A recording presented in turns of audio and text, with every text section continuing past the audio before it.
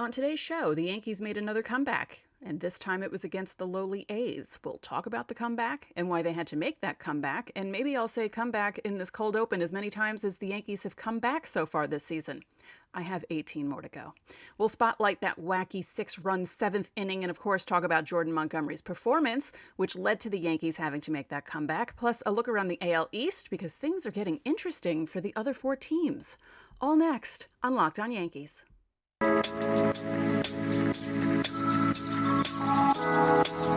You are Locked On Yankees, your daily New York Yankees podcast. Part of the Locked On Podcast Network, your team every day.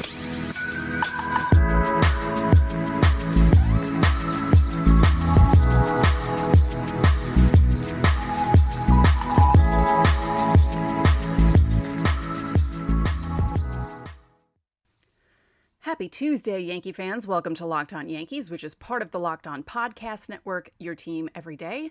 I'm your host, Stacey. I'm a lapsed baseball writer, now podcast host, and I'd like to thank you for making Locked On Yankees your first listen every day. We're free and available on all platforms, including Apple, Odyssey, Spotify, and Stitcher. You can watch and subscribe to us on YouTube. Also hit the like button and the bell so you're notified the next time our video goes live. And feel free to comment. Just try to be nice. And when you get into your car, you can tell your smart device to play podcast Locked On Yankees. Make your moments sparkle with jewelry from BlueNile.com, and Locked On Yankees listeners get $50 off purchases of $500 or more using code LOCKEDON. So the comeback kids made another comeback last night. Okay, I have to stop saying that word because it's ridiculous now. But it's what they did. Now, why they had to do that thing that they did is Jordan Montgomery, who had a nightmare third inning. Definitely his worst inning of the year. But I will say this about his performance. Yes, that inning was a nightmare, especially because it all happened with 2 outs. But he stayed in the game long enough for the Yankees to come back and win. It didn't get any worse than the 5. He didn't give up 7, didn't give up 10. It was just 5. Although, to be fair, I don't think Aaron Boone would leave him out there to dry, But 5 runs on 6 hits, 1 walk, 6 strikeouts. He didn't give up a home run. I guess that's good. And that was in 6 2/3 innings. It was just... I didn't think the Yankees were going to lose because it's the A's. The A's, no offense to my friends who like the A's, and I do have friends who like the A's, but they're 25-50. The Yankees were going to come back and win that game. And now the Yankees are 54-20. Just like we all expected. Now, the funny thing about this was different than the 2 comebacks against the Astros because the Yankees were down in those games and had to come back. This game, the Yankees actually had a lead. After the bottom of the first, Anthony Rizzo short-porched it, which doesn't matter. It's a home run, and it was his 20th of the season. And then the Yankees began to chip away. Giancarlo Stanton is up to 18 now. He was only at 14 a few games ago. He just keeps hitting home runs. So the Yankees are about to have 3 players with at least 20 home runs, which is what everyone wants. But still, considering Stanton was on that slide, was it 3 for 38 at one point, and I think 6 for 61 beyond that. And now he's hit a home run, I think, in the last 4 out of 5 games he's hit a home run. So, yeah, he's getting into his hot hitting streak, which we love, and we would like for that to continue. And then, after the Yankees cut it to 5-3, and the 6th inning is quiet. It's funny, the 2nd inning, the 6th inning, and the 8th inning were the 3 innings where neither team scored. Well, the 9th doesn't really count because the Yankees never came up for the bottom of the 9th because they were winning, so those 3 innings. So after a quiet 6th inning and a quiet top of the 7th, the Yankees, yeah, actually, it's more the A's because and I mentioned this in my post-game video, Joey Gallo started off with an out, like he was the first out of the inning. Aaron Hicks was the second out of the inning. And then Gallo finished the inning with an out. And those two guys were the only two in the starting lineup who did not get hits last night. Like, okay. That's just, what are you going to do? So the seventh inning, let's talk about it because it was hilarious. Not for the A's, but for the Yankees. So Gallo lines out. That's the other thing I want to mention about Gallo. He only struck out once. I know he was 0 for 4, but he only struck out once. I'm trying to find the positive, people. DJ LeMahieu walks. Now, Aaron Judge reaches on a catcher interference by Sean Murphy. Okay, it occasionally happens, although I feel like the spirit of Jacoby Ellsbury came into the stadium last night after that happened. So, obviously, LeMahieu moves to second, Judge to first. Anthony Rizzo gets hit by a pitch to load the bases. Giancarlo Stanton reaches on catcher interference, again by Sean Murphy, which scores LeMahieu because the bases were loaded. It's 5-4. What was Sean Murphy doing? I don't want to be gross, but from the side view, it looked like he was trying to give Stanton like an exam. You know what I mean? Like he was way too close. How did he not think he was going to get hit? And how does that happen twice in an inning? I know how. It's the A's. No offense again, but... So Aaron Hicks lines out. Jose Trevino doubles. Of course he does, because he's Jose Trevino. It's 8-5. Oh, wait, I missed Josh Donaldson. I'm so sorry, Josh Donaldson. He hit the double that put the Yankees up 6-5 after it was 5-4. And good for him, because I was getting ready to yell at him if he didn't do anything. Then Hicks lines out. Then Trevino hits the double. Then Marwin Gonzalez hits a single that makes it 9-5. And then Joey Gallo pops out. Again, not a strikeout, but not great popping out to the catcher. And with the inning that Sean Murphy was having, I'm surprised he didn't drop the ball. No offense to Sean Murphy, but yikes. So the Yankees have another comeback. They're 23rd of the season. Like I keep saying, there's something different about this team. And yes, I know, they split with the Astros. Oh my God, horrifying. What did I say on Friday's show? I'd be happy with a split. I was. Was I happy they were no hit? Combined, whatever. No, I have news for all of you. Combined no-hitters are going to become, not the norm, but it's going to become more normal than a regular no-hitter because guys just don't pitch that long anymore. Managers are always taking them out, or, batters are getting better and making them work for those no-hitters. So you'll see combined no-hitters more often than not now. I think so. I think that's becoming a thing. Be nice if the Yankees could do that. That'd be great.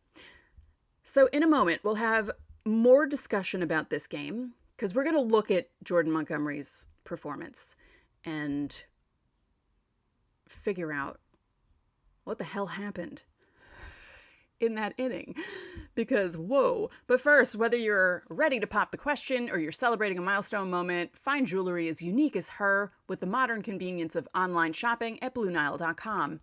Blue Nile has simple online tools that let you choose the diamond shape, clarity, and size, as well as the setting style. Blue Nile's bench jewelers will then handcraft her perfect engagement ring. Each ring is one of a kind. Blue Nile is the original online jeweler. Since 1999, they've helped millions of couples create their perfect engagement ring. So whether you're customizing an engagement ring or designing diamond stud earrings, online jeweler Blue Nile will allow you to create a bigger, more brilliant piece than you can imagine at a price you won't find at a traditional jeweler. If it's not perfect, no problem. There's a 100% satisfaction guarantee. You can shop stress-free with guaranteed free shipping and returns. And if you need the purchase fast, Blue Nile can deliver overnight in most cases. Every order is insured, And it arrives in discreet packaging that won't give away what's inside. So make your moment sparkle with jewelry from BlueNile.com, and Locked On Yankees listeners get $50 off purchases of $500 or more. This podcast exclusive includes engagement. Use code Locked On. That's code Locked On. Shop stress-free and find your forever peace. Go to BlueNile.com today. This episode is brought to you by Rock Auto. With the ever-increasing numbers of makes and models, it's now impossible for your local chain auto parts store to stock all the parts you need. Why endure often pointless or seemingly intimidating questioning and wait while the person behind the counter orders the parts on their computer, but choosing only the brand their warehouse happens to carry? You have computers with access to RockAuto.com at home and in your pocket. You can save time and money when using Rock Auto. Rock Auto is a family business serving do-it-yourselfers for over 20 years. Rock Auto's prices are reliably low for every customer, and they have everything you could need, from brake parts to tail lamps, motor oil, and even new carpet. So go explore their easy-to-use website today to find the solution to your auto parts needs. When you go to rockauto.com, write Locked On in their How Did You Hear About Us box so they know we sent you. Amazing selection, reliably low prices, all the parts your car will ever need. rockauto.com. Thank you for making Locked On Yankees your first listen every day. We're free and available on all platforms. So Jordan Montgomery had a bit of a problem in that inning last night. Very uncharacteristic of him. He's been pitching very well. And by the way, I think I'm done with talking about how well pitchers are doing because I feel like I've jinxed 3 of them of late. Tyone, Cortez, and now Montgomery. So I'm not going to say anything about anyone. Not about Severino, not about Cole. I'm done with that. And yeah, and bullpen guys too. I'm not going to say anything because I don't want to mess things up for them. So let's go through the breakdown. I want to see the pitches that Montgomery threw last night. Now it was 97 in those 6 2/3 innings, 42 sinkers, 26 changeups, 15 curveballs, 10 cutters, 4 four-seam fastballs. Now, the sinker produced 10 balls in play. The changeup 6, the curveball 2, the cutter 2, the four-seam fastball 1. His velocity was up in 4 out of the 5 pitches. His cutter was down slightly. Wasn't by a lot. Although, I shouldn't say that. His curveball was up by nearly a full mile per hour. But his max on the sinker last night was 95.4, and his average last night was 93.1. His yearly average is 92.6, so that's up a half a mile per hour. I can do math, sort of. And I was going to try and see, actually, let's do that. We're going to look at everything that happened in that horrible inning. Where he just couldn't get people out. Or he could get 2 people out, and then he couldn't get anyone else out for a while until they scored 5 runs. And then we'll also talk about Abreu coming in and doing what he did last night, because that was good for him. I know he's excited to be back with the Yankees. It was kind of like a, what's the word? Circuitous? That's the word, right? Route to get back to the Yankees. There it is. Okay. I'm like, where is the inning at bats 17 through 24 of the game? So he walked Nick Allen, and that was on 7 pitches. And he threw his curveball 3 times, changeup twice, finished off with 2 sinkers, and walked him. Tony Kemp, he got out on 3 pitches. Sinker, curveball. The curveball was a called strike. At 80.3 miles per hour. Then he gets Chad Pinder to strike out swinging on 4 pitches, another curveball, swinging strike, and you're thinking, cool. And then the wheels came off. So Christian Betancourt singled on the first pitch, which was a changeup at 76.7, and wasn't located right. You know, he's a right-handed hitter. It was in the zone, not too low, not too high. And yeah, that wasn't a good pitch at all. Then Laureano double, and that was a sinker. That was kind of inside. It was in the zone, but it was kind of inside. And I mean, you know, I was saying this the other day. some of these guys just hit balls. Someone on the Rays. You just have to give them credit when they make contact the way they do. Then he hits Sean Murphy with a pitch. And it's like, what on earth are you doing? And then Elvis Andrus hits another double, this time on a changeup, 83.7 miles an hour, literally in the middle of the zone. I'm looking at it right now on Baseball Savant. Middle from the sides and middle from the top and the bottom. Ugh, that was an awful pitch. Just terrible. My goodness. Whew. Sheldon Noisy hits a single on a curveball. That wasn't a terrible pitch. It's in the zone, slightly leaning toward the outside of the zone, but still in too much in the middle. So that's why he got it. And then finally, the last out of the inning is a ground out on a 93.3 mile per hour sinker. And the A's are up 5-1. But again, the A's. It's the A's. They're not good. They're really awful this year. Then again, they don't really have anyone. A lot of their guys are not there anymore. So briefly, Albert Abreu comes in, pitches 2 1/3 innings to close out the game. So, as bad as that 5-run inning was for Jordan Montgomery, as I said, he lasted 6 2/3. So he gave the bullpen a break, and you want that from your starter. You don't want a horrible start from him, but you want him to last as long as possible and not give up any more runs after the terrible inning, and he did that.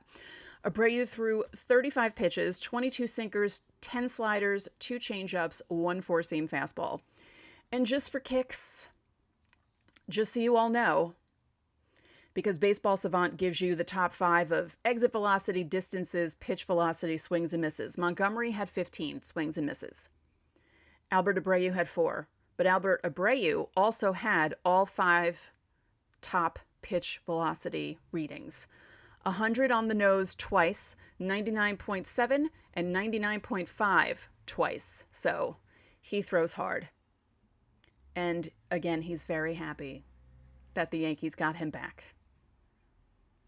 So he did what he needed to do. The Yankees offense did what they needed to do. They capitalized on the other team's mistakes. And that's why they're winning so many games, because you're seeing this in a lot of the games that they're playing against bad teams. They will capitalize on bad mistakes, and not even just bad teams. I shouldn't say that, because the Rays have made some mistakes in the games that the Yankees have played. We spoke about how many unearned runs the Rays have allowed because their defense isn't as sharp as it's been in the past, and the Yankees like to capitalize on that against anyone they play against. So that's that. Now tonight, JP Sears is starting for the Yankees. He's been tearing it up in AAA. And the Yankees had announced on, I believe, after the game Sunday, that he was going to pitch today. So it'll be JP Sears against Frankie Montas. Oof. Montas is 3-7, but he has a 3.21 ERA and 92 strikeouts.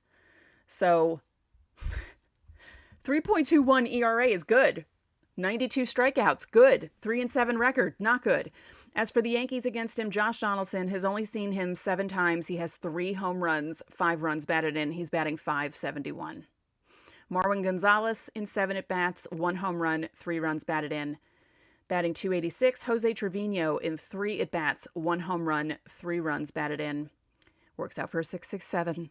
So don't be surprised if you see 2 out of those 3 guys. You might see Trevino get a break, but you never know. He might actually play tonight. And then JP Sears in the majors so far, 2-0 with a 0.00 ERA and 7 strikeouts. Obviously, it's not a large sample size. It's only 1 start, 3 games, 7 innings, but 7 strikeouts and 7 innings of work. Pretty cool. So in a moment, we're going to look around the AL East because some interesting things are happening. And I discussed this, I think it was last week or the week before. about how good the AL East is. So we'll talk about that in a second. But first, BetOnline is your number one source for all your betting needs and sports info. So this is interesting for Yankee fans. Will the Yankees break the regular season win record of 116 games? They're currently on pace for 118. I don't think that's going to happen. But the odds are yes is at a plus 550 and no is at a minus 1,000. And then will Aaron Judge break Roger Maris's team home run record of 61? The yes is plus 400, the no is minus 700. So he only has a 20% chance of surpassing Maris, according to the odds. But he is currently on pace for 61 home runs. So if you want to bet on that, you can go to BetOnline. Find all the latest sports developments, league reviews, and news all about Major League Baseball. BetOnline is your continued source for all your sports wagering information, including live betting, esports, and scores. And BetOnline.net remains the best spot for all your sports scores, podcasts, and news this season. To check in on all your favorite sports and events, including MMA, boxing, and golf, head to the website today or use your mobile device to learn more about the trends in action. BetOnline, where the game starts. It's almost July. It's June 28th. We're very close to July, so this is the time of year when you can start looking at the standings. Now, funnily enough, someone actually posted the Yankees. They're starting to post the Yankees magic number, which I think is ridiculous at this point because as close as we are to July, it's not July yet. But just so you know, the Yankees magic number is 77. So in case you were wondering about that. And yes, the person that I saw posting that put Clint Frazier with his 77 on his back. So I thought that was funny. But let's talk about the AL East because the Red Sox have had an incredible June. And they had a 7-game winning streak snapped by the Blue Jays last night.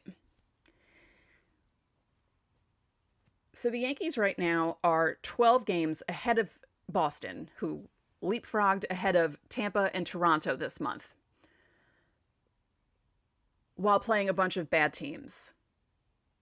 If people can complain about the Yankees schedule being soft, we can complain about Boston beating up on bad teams too. They did the same exact thing this season. Plus, interestingly enough,